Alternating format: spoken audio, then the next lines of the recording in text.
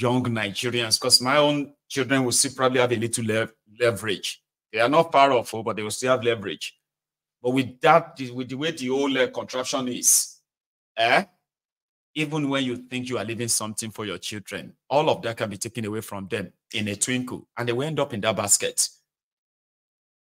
That's why you should be worried. Did I get you? Hello?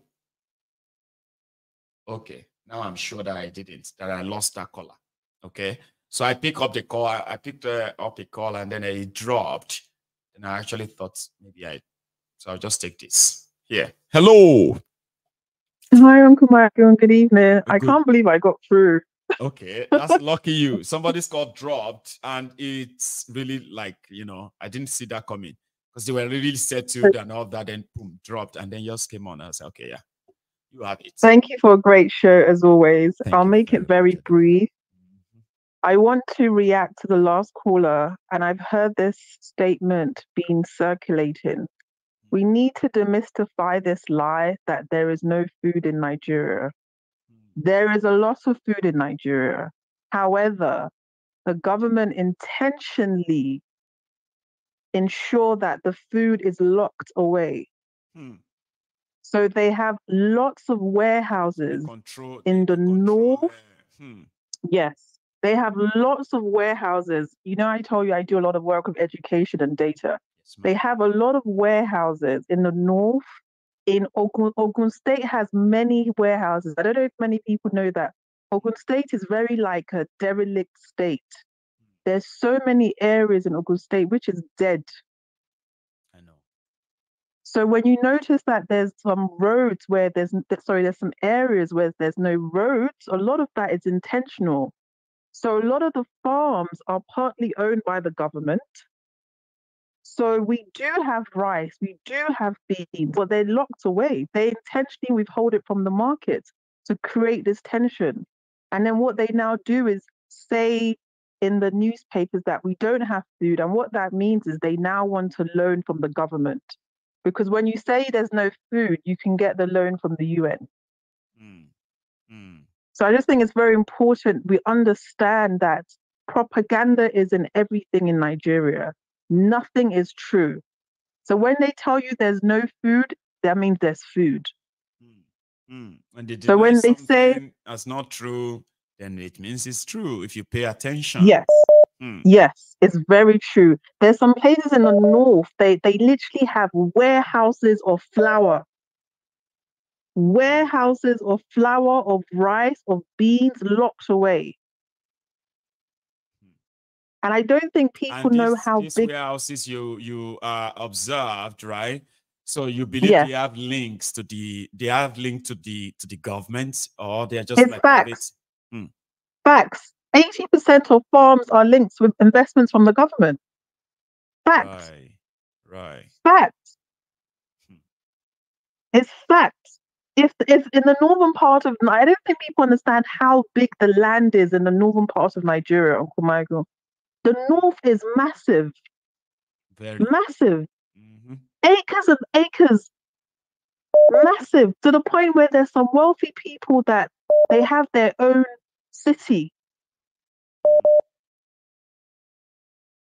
So when people say Lagos is beautiful, Lagos is nothing. If you go to the north, there is food. There's enough food for us. Now, there may not be no, ajebota food like cheese, yogurt, things like that. But in the sense of grains, there's plenty of grains. Especially in Niger State, despite the terrorism, I've seen them and I've seen their farms. And I'm like, why can't all these northern states have all the similar farms? And that would be so that's where I'm actually going to believe you that this artificial scarcity and control is also intentional. How do I say onje, oh wow, plenty. And anyone that lives in August, the scarcity is hidden, that, right? So if you don't have much, whatever is available with the inflation, then people are struggling to kind of pay for the whatever is released again. And it's important, I'm going to leave so other people can talk. It's important that Nigerians understand, because a Nigerian person will say, oh, why would the government do that? The government cannot have power if you are rich. You have to be poor. Do you understand that? I don't think people understand. If you are a rich citizen, the government cannot have power over you. So it's inevitable for them to make sure you are destitute, to make sure that your children beg for food, to make sure that you do not have any power. So then now you can focus on tribal wars. Religious war. Yes, if you have food, if you are happy, you will now focus on them. They cannot allow that to happen. So next time you hear anybody say there's no food, there's plenty of food. Plenty, sir. Yeah, but if it's not in the market, then that simply means there's no food. You don't think it that way, Aduke? No, there's like create artificial scarcity enough to make sure that it's not out there. But people like yourself who have, who have a bit of a closer experience and all that with them, will continue to wonder, but why? Now that you told us that, well, it's intentional. It's not even wondering, because the government own the pipeline. There's a distribution pipeline. The government are invested in that. Right. There's some companies who even burn the food. They will tell them to burn the oranges, burn the onions. Destroy them rather than give them to the people. There's areas where they destroy food. Because how come in 48 hours, onions have gone from 50,000 naira to 150,000 naira? This is not imported onions, or I get it. Anyway. Nigerians need to understand it's all intentional. So thank you, Uncle. I'll let the next system, just as it is, affects everything. Yes, it's all intentional. It's intentional. And I think it's hard for people to accept. They're like, why? Why would they want to do that? Exactly. Like, because they need you to be a beggar. They need you to be beggars. They don't want you to be full. Why would you be full? So you can challenge them. That's when you have when you eat well, that's when you can go and shout soli, soli, soli. If you're so starving and hungry, you won't last a day. Thank you. When you eat well, you now say, Uncle Emeka, how are you? How are the children? But when you're hungry, you say, Ipo, you must go. Aduke? Thank you, Uncle. Much, God bless. And you too. Let me take this. So we have another caller. Hello. Oh, did I miss you? Hang on. Lucky you that I kind of got you back right away. Are you there? Yes, sir. Oh, Prince Adewale, the African Wahala. How are you doing today, sir? I'm good. I'm doing very well, brother. Class. Please. Yes, sir. Yeah, I just wanted to talk about one guy that I saw. He's an imam in Songo Ota area of Ogun State, very close to Lagos. So during the End Bad Governance protest, this guy came out and he's like their top imam in Songo Ota. Came out and he told the people that, oh no, I'm just going to translate to English word for word. He said, no, our children must not join this protest because we don't want them to destroy Songo Ota.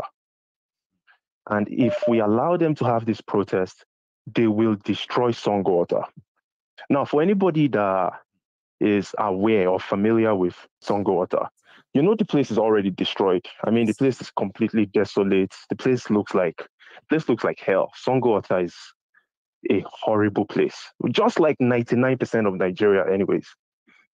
Well, maybe I exaggerated a little bit, but out of the populated regions of Nigeria, minus the bushes and the forests, the places that people are living, 99% of them look like Songo Ota. That's what I'm trying to say.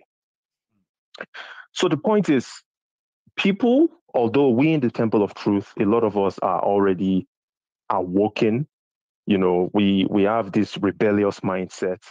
But at the end of the day, there are still many of us that are still, if the opportunity comes, we will revert to that Nigerian personality. So the bottom line is, Stop listening to all these so-called religious leaders, all these traditional leaders, because that was a clear lie. Now, the religious so-called leader, his life is good because he has a direct relationship with the powerful politicians. He also makes money from donations of people that follow his religion. So the guy is good. He has all what he needs in life. He comes around and he prays, so-called pray for people. Oh, I pray for you, you'll be blessed. That's what he does every day. People give him donations. His life is good. But he's coming out to tell the poor people not to protest because they don't want Songwater to be destroyed. That's totally misleading. Excellently misleading. So the reason I'm calling is people should not forget that one of the ways that we are deceived is through religion. Don't let anybody that calls himself a pastor or an imam, just because they call themselves that name, don't give them that opportunity to have any control over you. And you need to remember that we have a society where an average person doesn't get a job. That's normal. An average person does not have a job. So many of them go into pastoring. They become pastors. You know, because that's how they make money. Suddenly God, and that's why 99% of them are thieves. Find any job. Mm-hmm. That's just it. Like I said, I called one time. I said a friend of mine that I know that this guy is not even my friend. My former friend.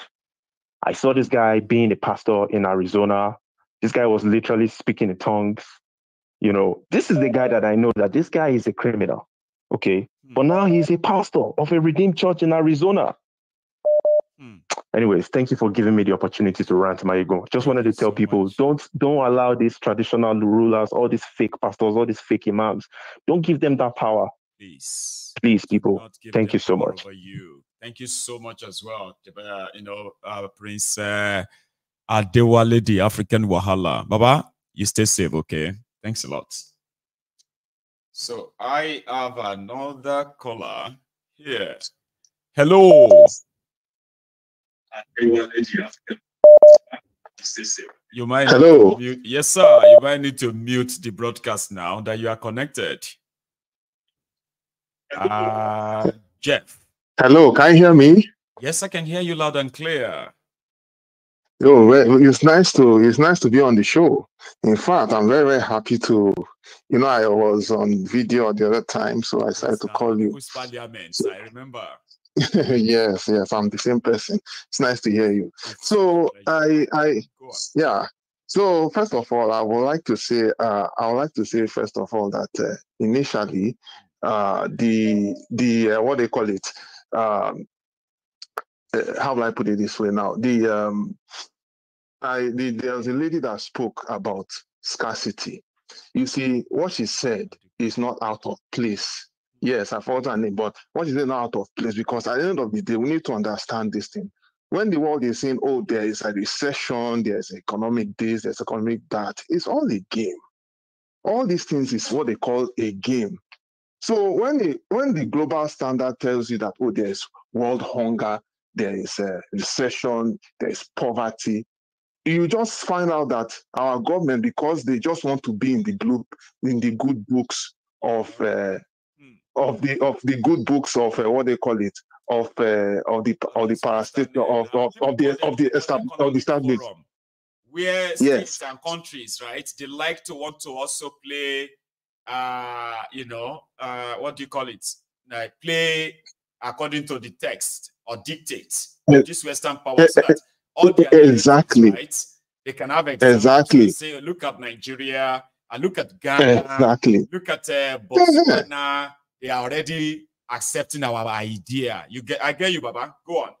Exactly. So when they now do all of this, our government will now go and be in sync, be in line, and say, "Oh yes, true, we're in this. So the economy is bad, is that?" And there's no proper indices. I mean, in the developed countries, you will see indices, and of course, there's legal sanctions. If they do whatever, they can be sued, and everybody will fall in line.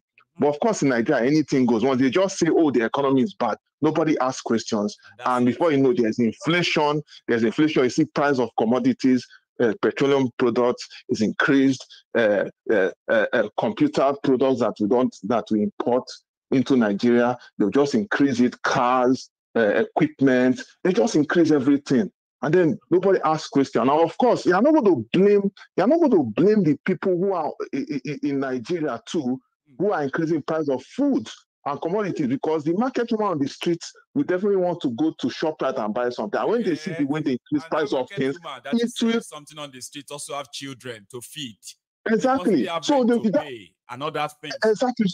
So so it will now trickle down. They will now have to increase the price of their commodities. So it's a vicious circle. So exactly, and the same thing also goes. In fact, it's affecting everything. It's affecting rent. It's affecting all facets of life. I wish I had more time, but this is something we'll discuss on that day. So based on all those things, people. That's why the country is full of confusion.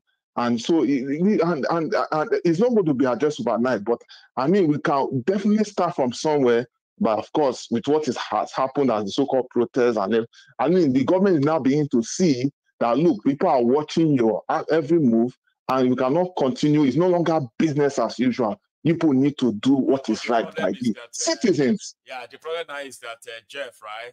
The problem is, do you think, apart from them watching, are they by any means genuinely afraid? That's the question, though. They will only threaten the people, but to what extent are they going to do that? And then let me just leave that by the way. I want to talk about what the caller said before the call to me. It had to do with our men and women and who say they are ministers or whatever. Unfortunately, God, now, first of all, everybody's entitled to their belief. Right. But I will say one thing. With all that we stand for, there is no sincerity of purpose. Majority of them are only doing it for their pocket. Unfortunately, even within the household of God, there's another household. There's only a man of God who is actually challenging the status quo that he was part of, and now he has been seen as an enemy.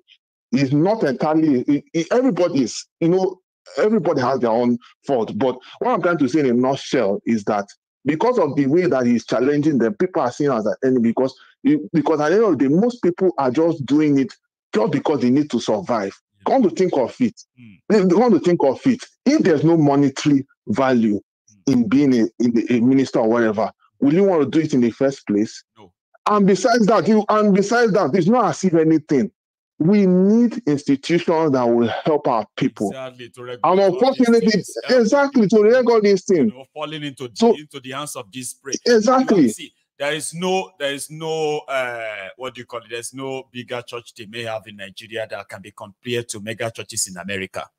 You see? Exactly. People paying tithes to churches, right? In America, you need to see cult groups who are religious groups in millions. People who are ready to die for what they believe in.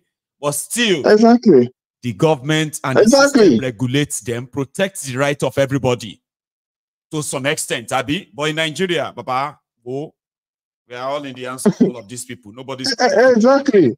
So I won't be out of place to say that this guy, the last caller, was right. That most people who are there, they are just doing it because they want to have money and there's no sincerity or purpose. And so that's why it's crazy. It's crazy and it's going crazy, and I don't know where I'm going to head up with it. Imagine an American pastor. Check your screen, Jeff. Imagine an American pastor appearing on your TV. You, a Christian or a Muslim. Let's say you are a Christian, right? You are there watching this evangelism and all that, and it pops up and is carrying this can and says miracle gas. You need gas. Exactly. You don't need to pay for gas. I will give you a So are you not going to, number one, two things, right?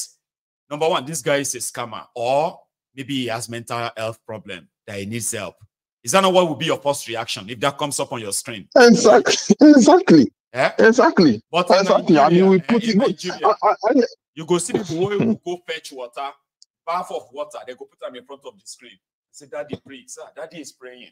You are even going too far. Even in the church, even in churches in our broad self, they don't pester, they don't force the citizens or the congregation to pay your tithe or pay your this. They don't do that. People needed to be protected from people like that. So it's shameful. But at the end of the day, what I can let me summarize before I leave. The bottom line of the whole thing is this: people need to reform their mindset and at least have logical reason. Let us have sense first. God has given us everything. We should begin to have sense, because unfortunately, what is killing us, of course, we have our own divisive tendencies, of which hopefully everything is